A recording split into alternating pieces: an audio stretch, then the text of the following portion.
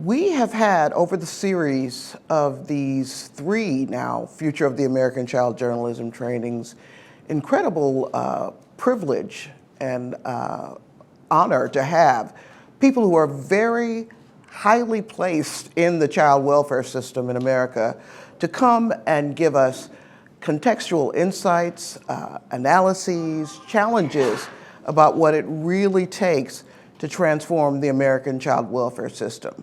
They've been honest, they've been frank, but they've actually been very insightful for the journalists who participated. And today, our guest is right there at the top of the forefront of the move to transform child welfare in America.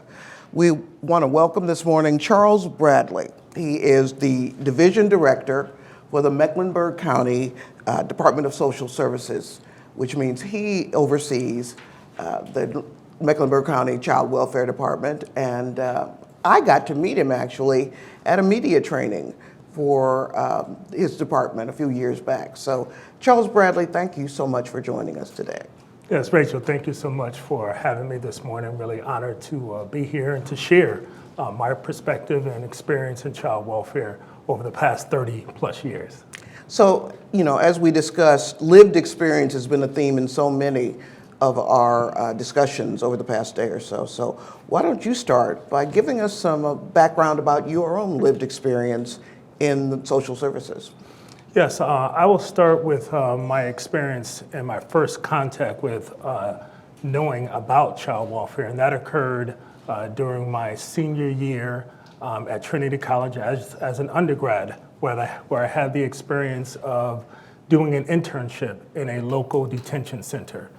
And what I found about that experience, while very informative, insightful, and great to get some hands-on experience serving community, I recognized that that was not the setting for me. Where were you geographically? In Hartford, Connecticut.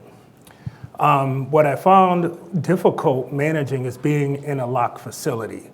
And part of the benefits of having an internship is learning about what you like to do and what you love to do, as well as learning things that you don't like to do. So while I didn't enjoy the experience of working with detained youth, I had the opportunity to meet some amazing social workers that were responsible for serving these young people. They came to visit with them, they talked to them about what they needed to do to be able to move on from detention. They talked about their experience working with their parents, working in community to serve them holistically. And I was really, really attracted to that aspect of the work and really wanted to be that social worker. So when I graduated, my first employment experience was with the Department of Children and Families in Connecticut, where I served in a variety of roles over 12 years. I would also think about my lived experience as a young person, where I grew up as a lower middle class young person, where I felt like I had everything I needed to succeed and most of what I wanted.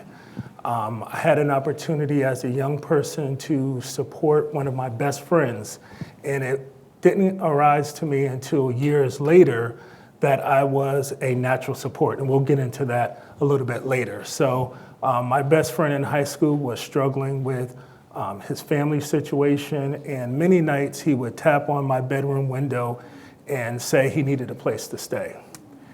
And he would stay with us for several nights, weekends. We fed him. He was like a brother to me. At age 16 and 17, I never asked what his family situation was in detail, but I knew when Jay knocked on the window, he needed a place to stay. I never asked him the nights that he didn't come to our home, where he was, and as an adult, I reflect upon where was Jay. But many nights during the week, he would knock on the window and he would come in, and my family would feed him, and we would go off to football practice the next day. The next thing that was very instrumental, and these are things that I think about as an adult and really didn't reflect on until my adulthood and why I am in child welfare today, was my experience as a young person Being raised by my mother and my stepfather, who I call my father because he's been in my life since childhood, was my experience in the role that my aunt played in my life. As a young person, I never spent a day in a child care setting. Anytime my family needed something, I went to my aunt's house, where I was raised and supported by my aunt and uncle, along with my cousins. As a young person in the community, my aunt was known as having 3 children, my 2 cousins and me. For many years, I called my aunt my mom. So I had my mom, and I had my aunt mom. So I reflect on those things because those are 2 informative experiences that shape how I lead in child welfare, where natural supports are important to families, they're important to me, and important to my friend Jay, and kinship care, which is a staple in one of the transformative things that we've done in Mecklenburg County, and recognize that families have the capacity to support and keep families safe. So using and leveraging kinship care, extended family, paternal family is critically important for the overall safety and well-being of children. So those 2 things shaped me to the social worker and leader I am today. You know, we have been doing these trainings for a year now, and I have to say that's literally the most powerful backstory, lived experience story that we've heard from any of our speakers. So I just want to say we need to get this man cloned like 100 million times across America.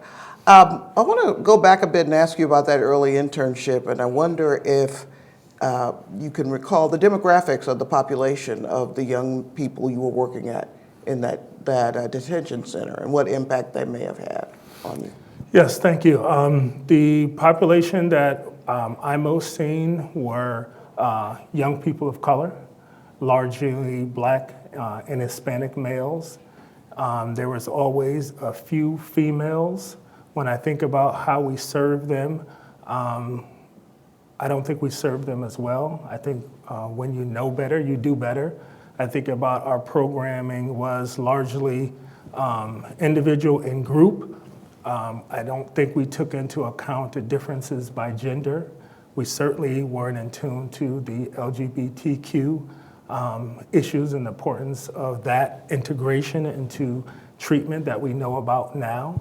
But the demographics were mostly Black males and Hispanic males.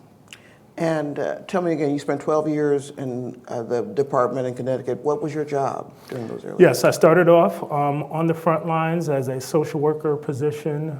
After a few years at that role, I moved up to a supervisor and then a manager position. I transitioned to Mecklenburg County in 2004 and have held leadership positions, and I've been the director for the last 10 years. So this is a good point for me to share with you that when I came to Charlotte to do that media training for Charles' department, I told our mutual friend and the person who's the genesis of all these kinds of things, Kathy Bonk, I said, this is the first one of these kinds of settings that I have been in as a journalist where most of the people in leadership positions, and even in terms of the actual caseworkers and social workers, were people of color. And it struck me in a weird kind of way, because I've lived in St. Louis, Chicago, Washington, D.C., many major cities in the country, and worked as a journalist in those cities and covered child welfare and those issues. But usually when it came to the administrators or even the people, again, doing the casework, I would be in settings where most of them were white. That was just the reality of the situation. And yet all these years later, and what's going on now in child welfare, is that conversation about race and the role that race plays. So can I ask you to sort of give us your temperature for that conversation as it stands right now in terms of the need for equity and for insights into the lived experience of children of color? Yes, yes. That's a great question, and I think I would start to answer the question that this has been an evolution in the field. When you asked me the question about the demographics of our young people that were in the juvenile detention center, while I was there, I didn't recognize the composition of the young people there. There wasn't conversation and discussion about the disparities that we saw in those settings. When I transitioned into a social worker, there wasn't an appetite, climate, culture of discussing what was quite obvious. And as things evolved around race and having the difficult conversations and identifying the disparities and looking at the numbers and the data, the obvious became clear. And there was a willingness in the field to discuss, why does that exist? Why do we see more children of color entering these systems? And what are some of the root causes, and beginning to address that? The first thing is really seeing them and asking the questions of why. So today we think about race and equity and show the data and ask ourselves and our community, why does it occur this way? And what can we do differently? What we know, child abuse and neglect affects all socioeconomic communities. And it doesn't just happen in the Black community, that there are children that are white that we are missing because of our lack of awareness of equity. So we want to ensure that children of color are not entering our system unnecessarily, but what we also hold in mind is that there are vulnerable white families that are not being seen and not being heard and not being served well because of the equity lens that people may not have as they go about their work. The majority of our cases come from our systems, our medical community, our school community, and our law enforcement. And it really starts at the front end, who is being reported and who is not.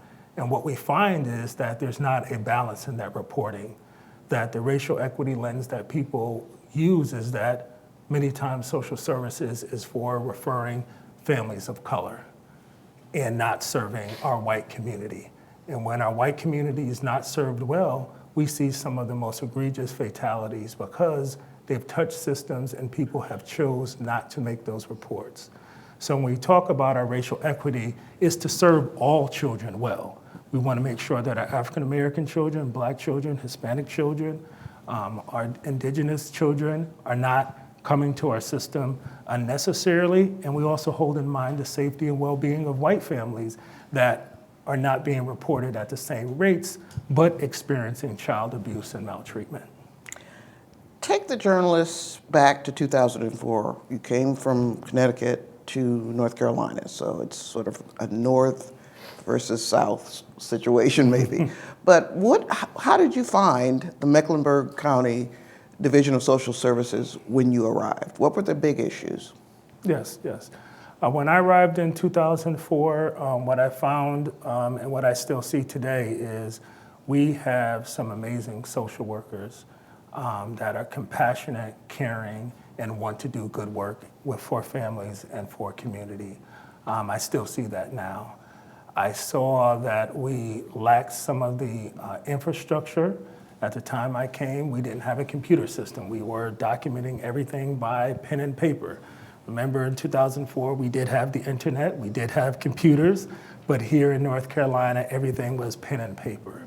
So those were things that we had to address. We had community partnerships, but we needed to do more in terms of engaging our community. We did not leverage kinship care in the way that we leverage kinship care today. I recall meeting with colleagues and hearing frequently that there was this mindset, and I heard one of our previous speakers say that the apple doesn't fall far from the tree. And that is not accurate. In my family, and I think in many families, we can identify relatives that are struggling with addiction or mental health, and that families are together, that there's a way that families come together to ensure the safety. But when they came to our department, we kind of eliminated all of the relatives because there was maltreatment with those parents. So we look at families very differently than we did in 2004. And I think that's huge for the field and for the practice and how we work with families today. From a personal point of view, I wonder if you feel there need to be more male social workers. I don't know if gender is teased out at that level or if it's that important, but what are your thoughts about that? Absolutely. I would love to see more males in the field because I think we have an untapped contribution to give to families. I do my best to try to recruit and embrace the young men that I see come into the field, similar to how I was coming into the field some 30 years ago. One of the things that we have discussed is, how do we recruit males? How do we shift our practice to embrace fathers in our case planning, to understand that while there may be a challenging relationship between two parents as they try to co-parent, and sometimes families are together, it is our absolute responsibility to engage those fathers in the case planning process, to understand what their perspective is, and to share with them that there's an opportunity to co-parent. It's how do you do that? But in each of our cases, we have to engage our fathers. That's a policy requirement and a good practice. We've also, in our practice model, talked about our responsibility to engage paternal families. We know that there's a role for aunts and uncles and grandparents and cousins on the father's side, and it's our responsibility to explore them, to engage them, and also include them in the case planning process. In my career, I've seen countless stories of children that come into our care and we've missed the opportunity to engage paternal relatives. And now we're far into the case planning process. Children have been with foster parents, and we have a paternal grandmother that raises their hand during the last termination of parental rights hearings before we move to adoption, and they say, I can care for my grandchild. And we explore that person at that point in time, and we learn that they were retired military. We know we're in the South and there's a lot of military connection. They're retired teachers, they're professionals, and we never explored them as a potential resource for that child. And that's a tragic situation. As I reflect upon my experience that I shared earlier, if something happened to my mom and dad, my aunt was there. And if professionals didn't engage my aunt, we could have missed opportunities to keep me within a family. And teaching young social workers and teaching our professional partners that we need to explore relatives, and when there's a safe and appropriate relative, and when children may be connected to a foster family, they need to be with family. So how do we bring them back? And it's never too late to connect a child with that aunt, that uncle, that grandparent, and that's our responsibility to do. I'll ask you one more question before I let you take it away, but that is about the role of the Annie E. Casey Foundation in your vision for transforming Mecklenburg County.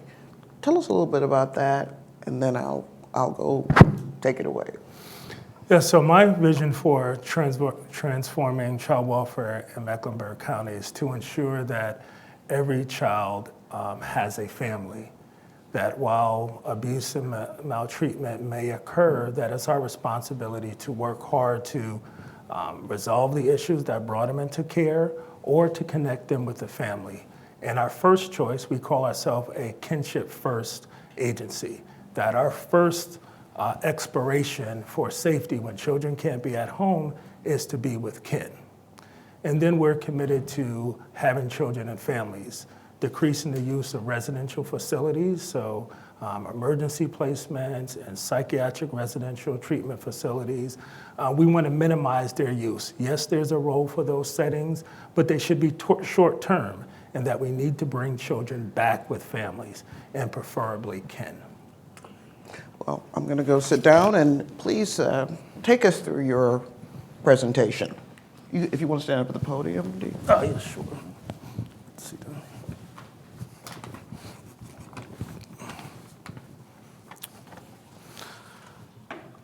Good morning again. So when I started in the role as division director in 2013, my leadership at the county manager level and my department director talked about we wanted to be a premier child welfare agency, utilizing the best practices that we know in the field that work, that support families, that support the vision that children deserve to be in family settings, and what would it take for us to be best in class in the state of North Carolina and the nation. So we did a couple studies, one by UNC Charlotte School of Social Work. We contracted with a group out of Florida, and they identified a list of recommendations to improve our practice and our work.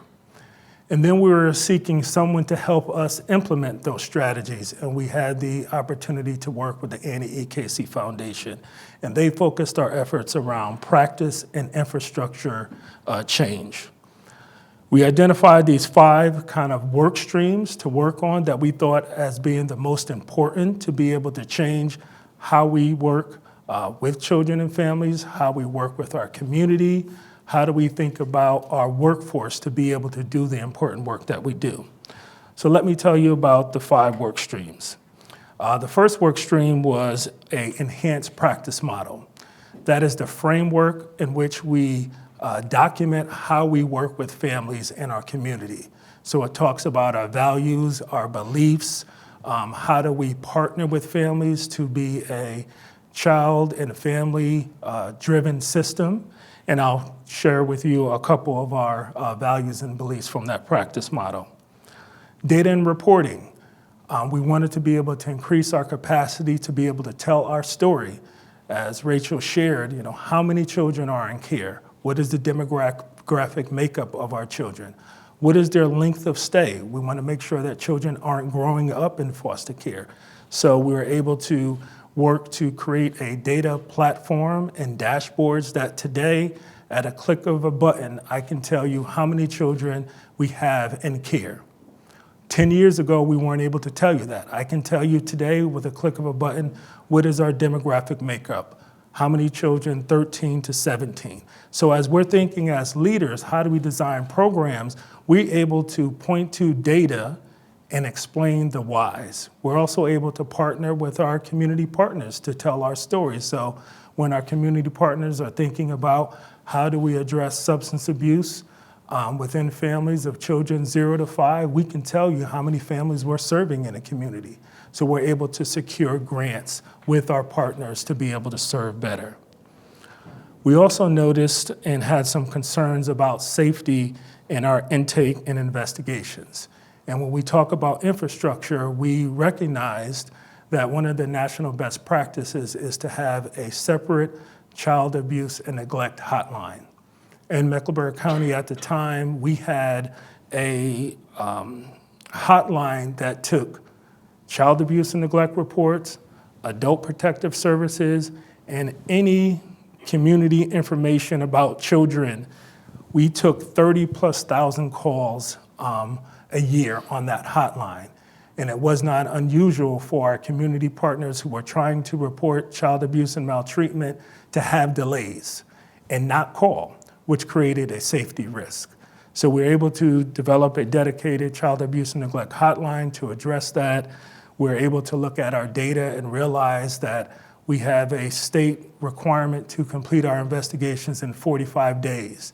And we were less than 40% in compliance with that. Today, we are over 70%.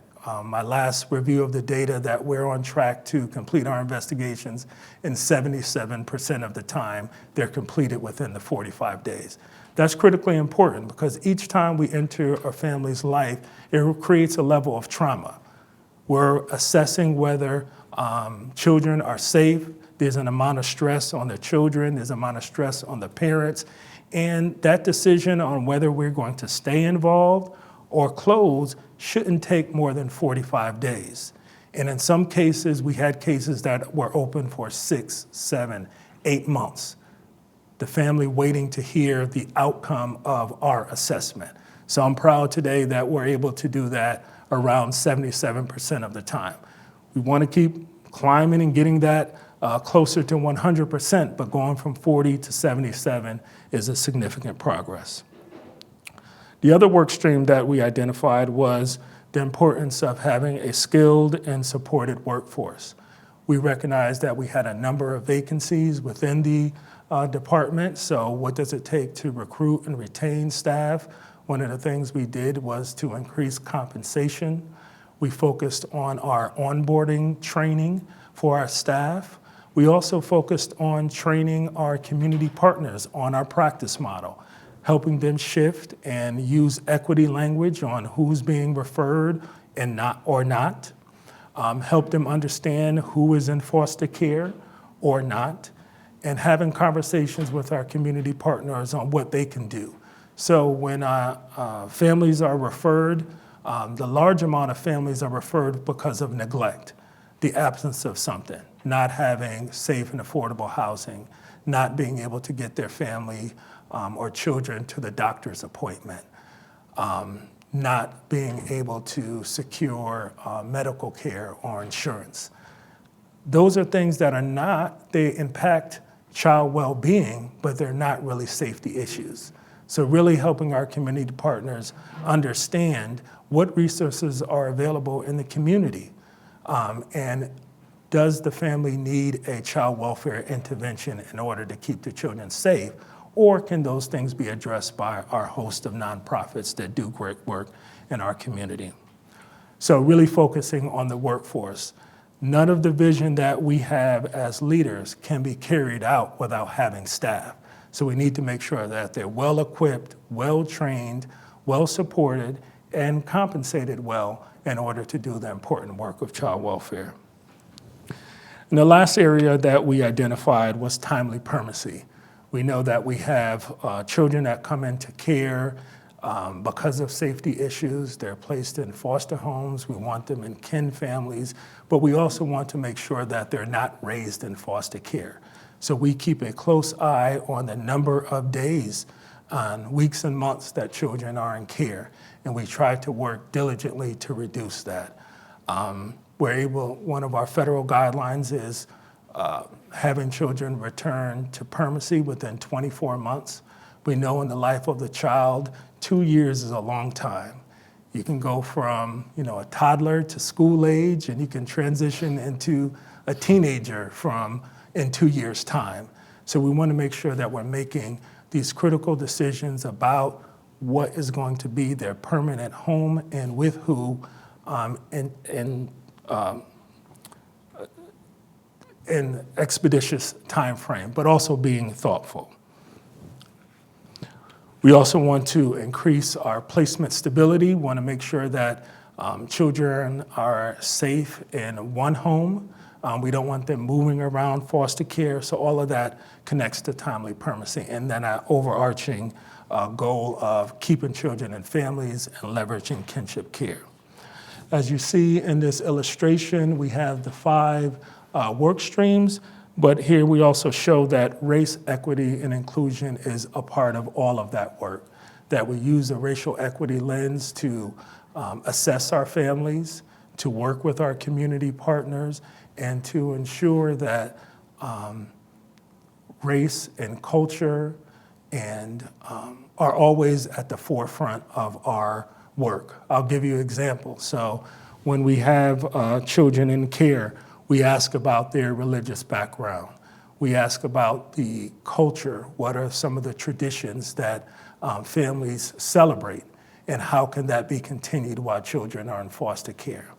One of our concepts around foster care is there's the expectation of shared parenting.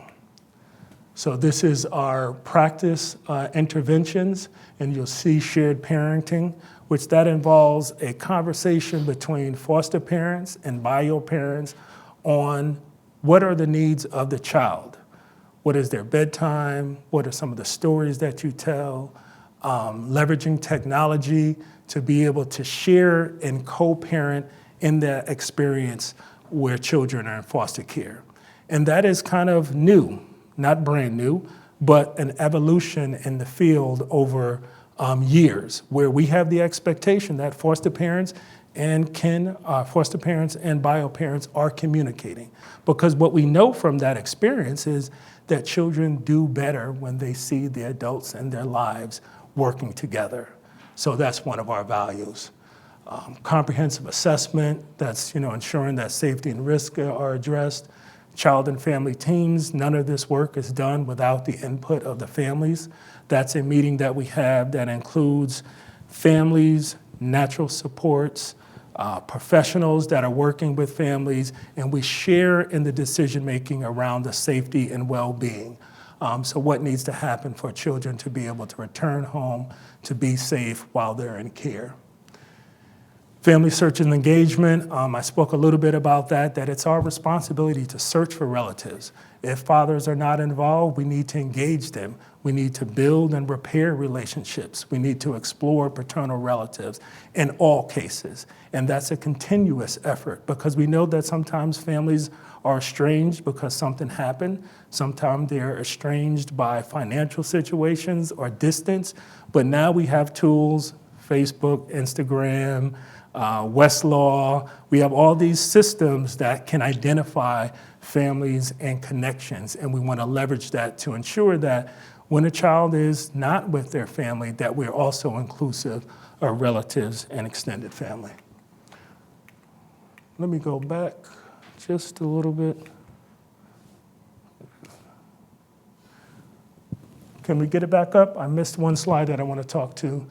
Just wanted to share a little bit about our values that ground us in our work. These are things that we talk about and consider in all of the work that we do. We believe that family, child, and youth-driven practice is critically important. We want to involve families in the decision-making, so we bring them to the child and family teams. We have conversation, and we involve and value their contribution.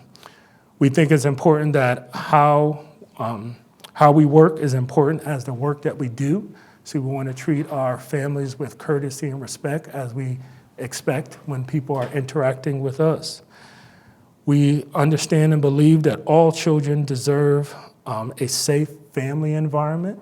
While we know residential care is a part of our continuum, we're always striving to get children with families. We recognize that aligning our system with what is best for children and families. So while we have many programs that serve families, we need to make sure that they serve our families well, and we align and invest in programs that are evidence-based, that achieve successful outcomes for children and families. We also are committed to working across agency and stakeholder groups, that anytime we're trying to solution for a problem, we ask for the input of families that we serve, as well as our community partners. So it's critically important to ensure that we're inclusive of them.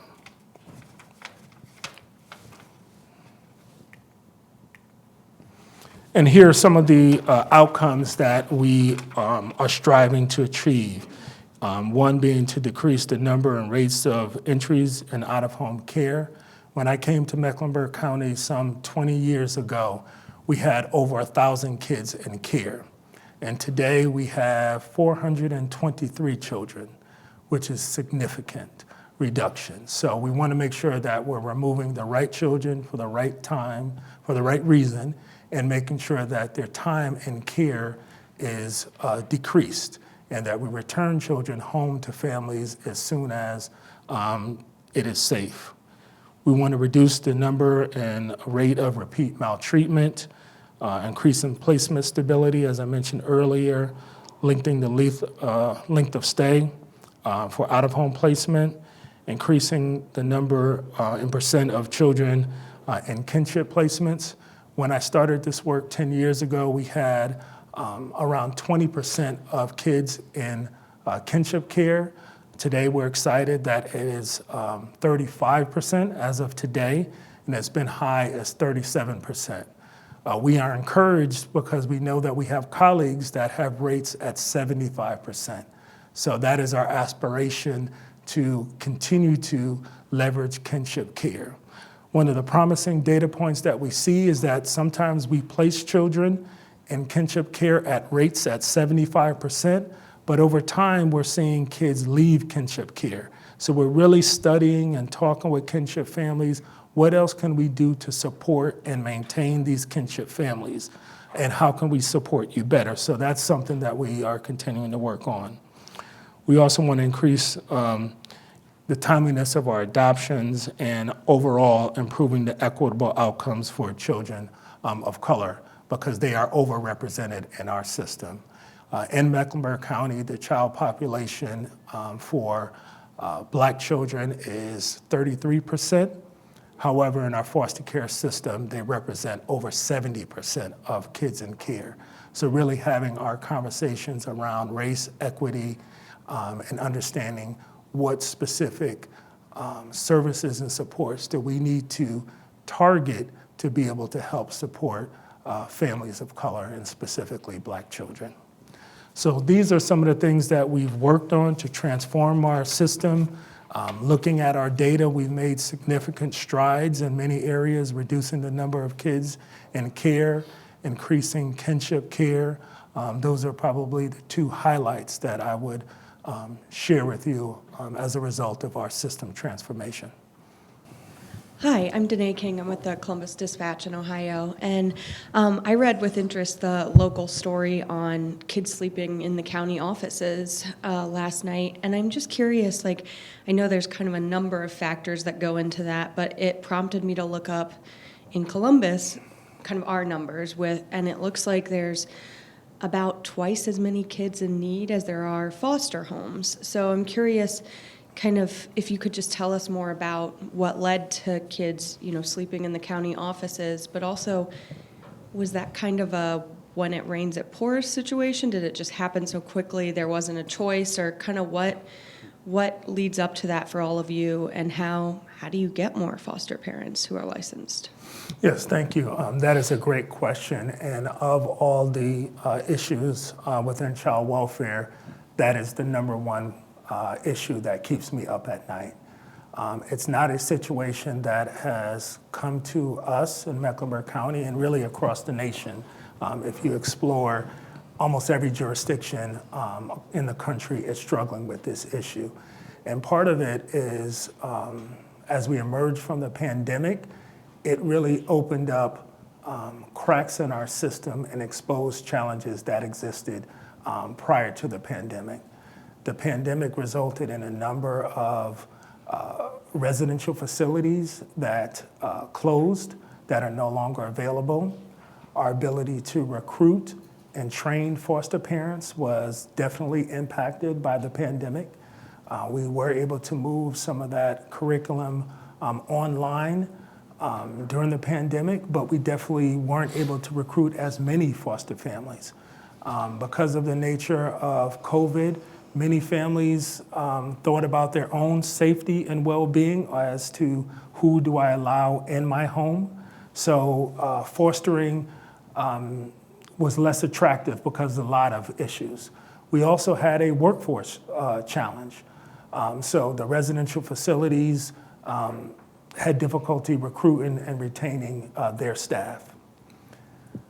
As we emerged from the pandemic and began moving around, we've seen families be more challenged at home with the care of their children. We've seen the mental health of parents and children increase, their needs increase. So all that to say that we have more children entering our care with more complex behavioral health and mental health needs without the workforce to support them.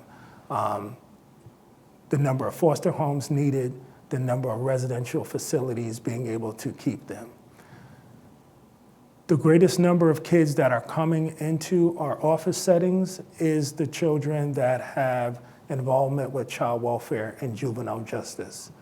That is the population that I am most concerned about, and an area where our system has not built the robust continuum of services that are needed. Many jurisdictions, and here in North Carolina, have raised the age and looked towards moving kids out of detention. We know that detention harms the growth and development of young people, but at the same time, they need supports in the community. And without those supports, we end up with situations where children are then referred to the child welfare system without enough foster homes, without enough residential facilities, and they end up in our office. So we are working hard to partner. One of the partnerships that I'm really excited about for this year is that we're going to be partnering with our local faith community. Many of the mega churches have facilities where they house people that are unstably housed, especially during the winter months. And they have raised their hand to say, what can we do as a community to, instead of having the young people in our office, can we have them at our congregations? So we have identified several churches that are willing to partner in that way, and we're really excited, as I mentioned earlier, about how we do our work. We do our work in partnership with community is an example on how can we serve them. It's not the ideal situation, but I can tell you being at a church in those facilities is going to be a much better experience for our children, our staff, and our community. So I'm really excited. Thank you for that question. Rosenberg with the Washington Post opinion section. I was wondering if, what you're looking at in terms of kids who graduate from the program. I mean, I feel like graduate is a weird word to use, but without finding a permanent placement. Are there models you're looking at to help these kids transition to adulthood, sort of provide an ongoing system of support? It sounds like you've got a lot on your plate, but are there models that you aspire to? Are there things you'd like to be doing? Yes, absolutely. Great question. Right after the pandemic, we did a learning journey to work with an agency out in California. California kind of leads the nation in providing services and supports for older youth. They're able to serve young people that are aged out of foster care from 18 to 26. In North Carolina, we are able to serve from 18 to 21. So one of the things that they guided us to is doing a landscape analysis to figure out what was needed in our community.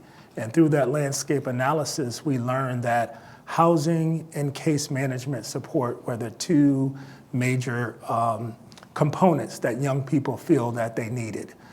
From that landscape analysis, we were able to work internally in a county to identify and develop a program to support transitional housing. So we now have access to 30 units, and that's based on our data. We have about 30 young people that graduate high school or age out of care, 30 units that will be revolving for young people to be able to transition. So you have the housing units. It also comes with case management as well. So we are very thoughtful in trying to identify where we have gaps and needs, and we know that population is vulnerable. Oftentimes in child welfare, we think about the young children that need support and care and supervision. But we also recognize that our older youth are also in need of similar supports, but it looks very different. So that's one of the things that we do support. So they get case management and support. They have access to job training and secondary education. We celebrate our young people. We have a graduation celebration each year for them. During my last presentation to our board, I shared all of the colleges and post-secondary schools that our children are going to, and we're very proud. Some of the best universities in the state, and in the Southeast, we have kids that are attending there that we support. So just like I'm trying to launch my teenagers into college, we do the same thing for our young people too. Can I just ask a quick follow-up about that? How do you balance the need to provide oversight and guidance and the opportunity for people to make mistakes and not, lose out on access to benefits, to programs? I mean, that's, I think, a complicated transitional period in the life of any family. And so are there ways to make sure that, requirements for continuing services aren't punitive, or there are opportunities for autonomy in decision making? Like in these transitional housing units, do people get to choose who they live with? Are there restrictions on, who can co-reside with them, et cetera, something like that? Yeah, so the program model does take into account all of those things of, transitioning into adulthood. There's the opportunity to make mistakes. I'll give you one policy example that we learned from our colleagues in California is that as we set up these housing arrangements, it's important to have the leases master lease. This is getting really technical, but instead of the young person leasing the apartment in their own name, when they make a mistake, they get an eviction on their record. We know that our young people are going to make mistakes. The concept of master leasing means the agency takes on that responsibility, and we're providing case management and support. So if something happens, they address the concerns, damages, evictions through the agency, and it doesn't go on their record as an eviction. They can choose to be in the program from 18 to 21. They can drop out of the program, and between ages 18 to 21, they can come back. So many young people leave at 18 saying, I don't want the state, the county to be involved in my life, and 6 months later, they struggle and they come back. And then we continue to support them. So we're very mindful of those realities of our young population. So they have many opportunities to fail and succeed and fail. So we're very thoughtful of that. The minimum requirements are you're looking for employment or employed, looking to return to school or end school. So that's very flexible that if you're in the process of doing those things, you're eligible for housing and ongoing support. And you can come in and out of the program as many times as you want between 18 and 21. I'm Andrea Gallo with the Times-Picayune in New Orleans.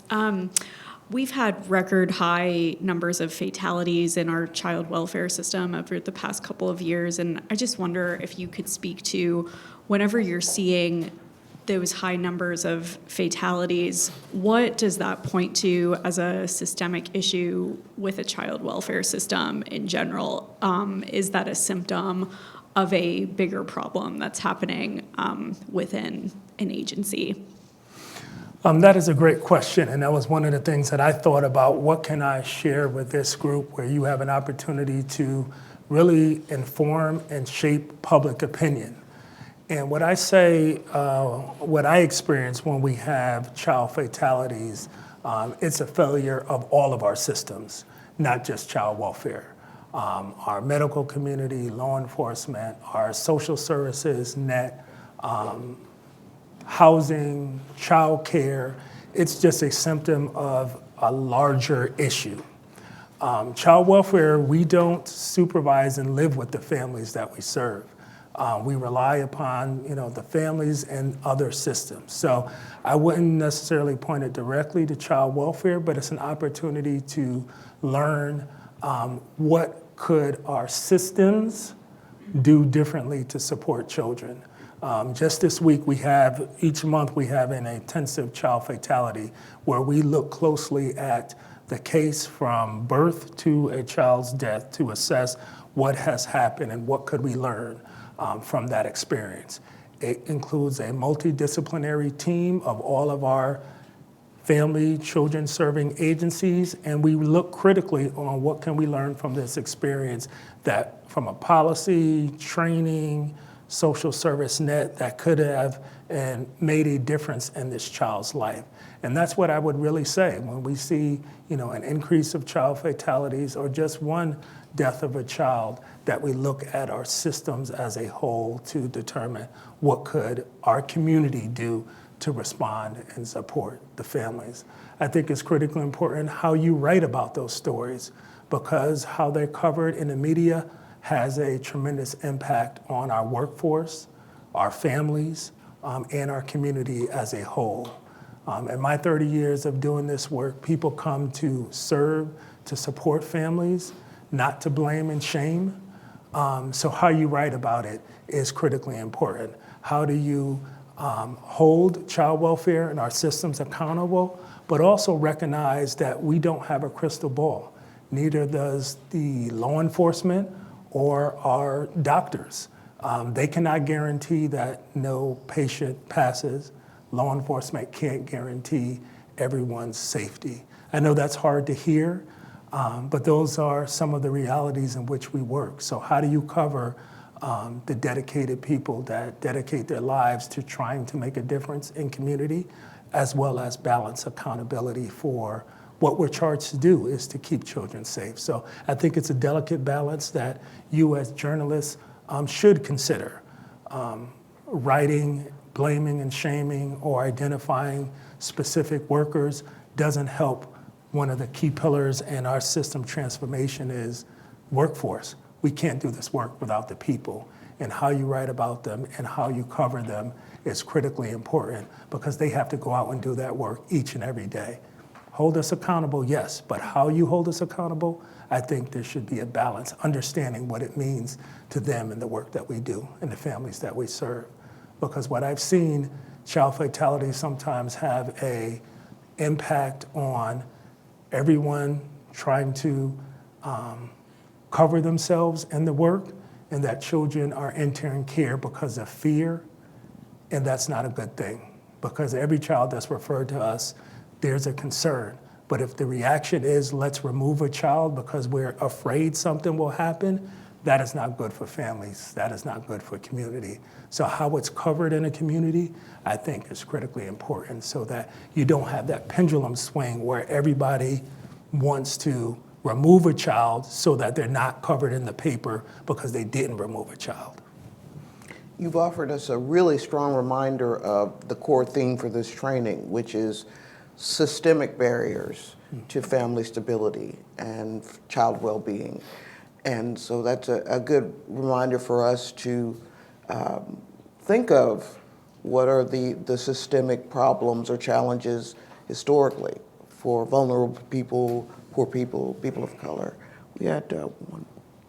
Jenny Monk, Connecticut Mirror. One of the major criticisms of child welfare systems is that neglect often really means poverty.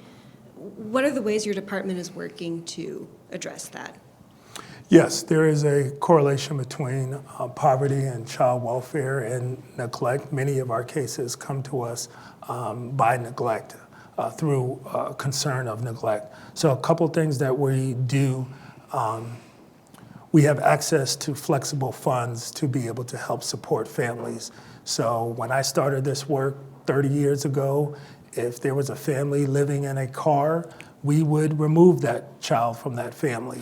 Today, we have access to being able to explore housing options through partnerships with our local housing authority. We also have access to flexible funds to put families up into shelters and hotels, which is not a full answer, but it does prevent us from removing children. If there's a concern regarding utilities, we have flexible funds where we'll pay for utilities. We don't remove children today at the frequency around neglect, not having stable housing, not having utilities. If there's a food insecurity, we have the ability, workers have procurement cards, they can go buy groceries, they can refer families to childcare, all of those things through our learning that resulted in more children of color entering care.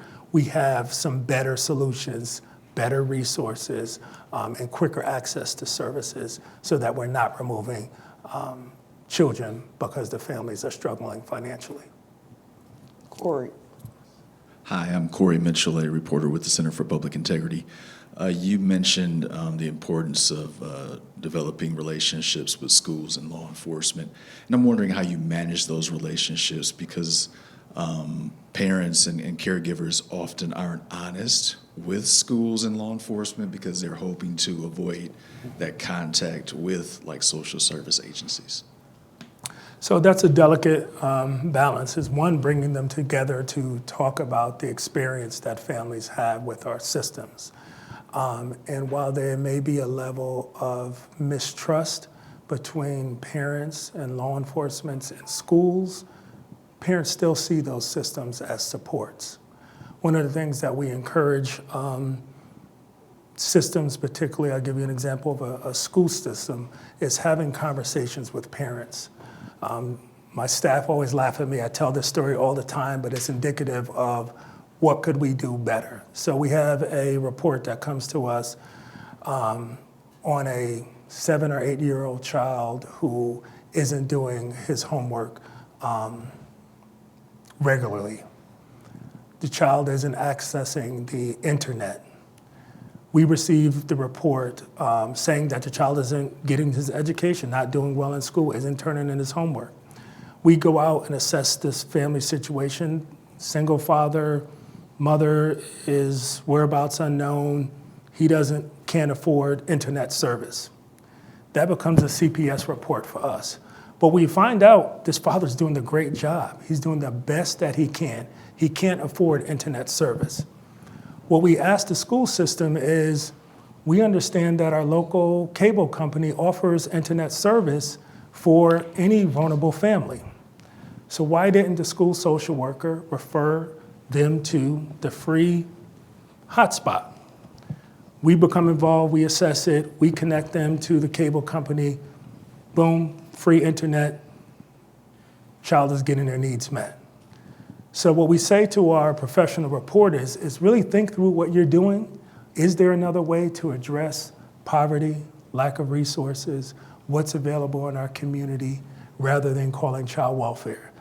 That was traumatic for that single father of a black boy trying to do the best that he can to receive a child welfare response, knowing that it came from the school, and no one talked to that father to say, can we help you in a different way?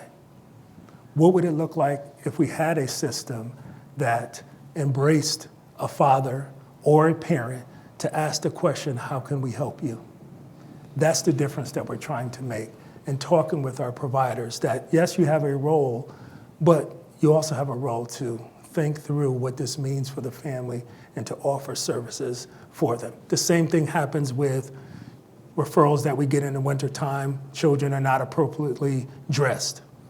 We have coat drives. We have all kinds of places, Goodwill, where families can go. That doesn't need to be a child welfare response. How do you get a young person a coat? How do you ensure that they know where the local food pantry is? And how could you, as a social worker or a helping professional, connect them to those resources rather than thinking that child welfare is the only option? We could keep you here all day, so I'm going to make one more offer. If there's one other question, yes. So along the lines of neglect, so in South Dakota, Mackenzie Huber with South Dakota Searchlight, neglect is the #1 reason that children enter the child welfare system, closely followed by substance abuse and then incarceration. Can you talk a little bit about how you are providing support for families that are struggling with addiction and substance abuse? Because I know you talk about how you don't want a child to get raised in the foster care system, but obviously when you go through addiction recovery, that's an 18-month, 24-month or higher journey to make sure that you're fully recovered. So, Yes, that is a great question, and we rely upon our partners in the addiction field to help implement interventions that support the journey to sobriety of our caretakers, as well as supporting the safety and well-being of children. So there are some models out there that do just that. Harm reduction, sobriety, supporting the children while in home. So those are the programs that we lean on to be able to support someone on their road to recovery. Sometimes that does involve removal, but depending on the age of the child and the severity of the abuse and the natural supports that may be available, some families are able to stay intact on that journey, and then some children are having to be removed because of the nature of the substance and the addiction. So it's a case-by-case basis, but we're always looking for innovative supports and services that can try to keep families together, because we know that removal in itself is traumatic, and that we want to try to minimize that wherever possible. cannot let you go without asking you, what happened to your friend when you were a teenager and he would knock on your window and need a place to stay? So my friend, we graduated from high school. He was able to finish high school and moved on to employment opportunities and was doing well up until about 6 years ago. He was diagnosed with ALS and went through a long battle of about 5 years and passed away about a little bit before the pandemic. But he was thriving up until that diagnosis. And I had a chance to visit with him while he was doing his ALS battle. I think I went to see him twice. He was back in Connecticut, and we just reminisced and laughed about those days that he would knock on the window and how much he appreciated me and my family. And again, I didn't ask him all about his family history, but what I know from my work today, that we were like almost a kinship family for him. That's how I describe it in my personal, professional language. And by me being there and my family being there, he was able to graduate from high school and had a full life with a child and a wife who was caring for him to his end. And we all stayed in the same school. We won 2 state football championships because he was able to stay in our community and stay at my house whenever he needed to. So he was grateful. We were grateful to have him in our home. We are grateful and we are honored to be able to spend this time with you this morning talking about your work here in Mecklenburg County and giving us some insights into how we can move forward covering this issue. So I want to take this opportunity to thank Charles Bradley for being here with us this morning. Thank you so much. Thank you.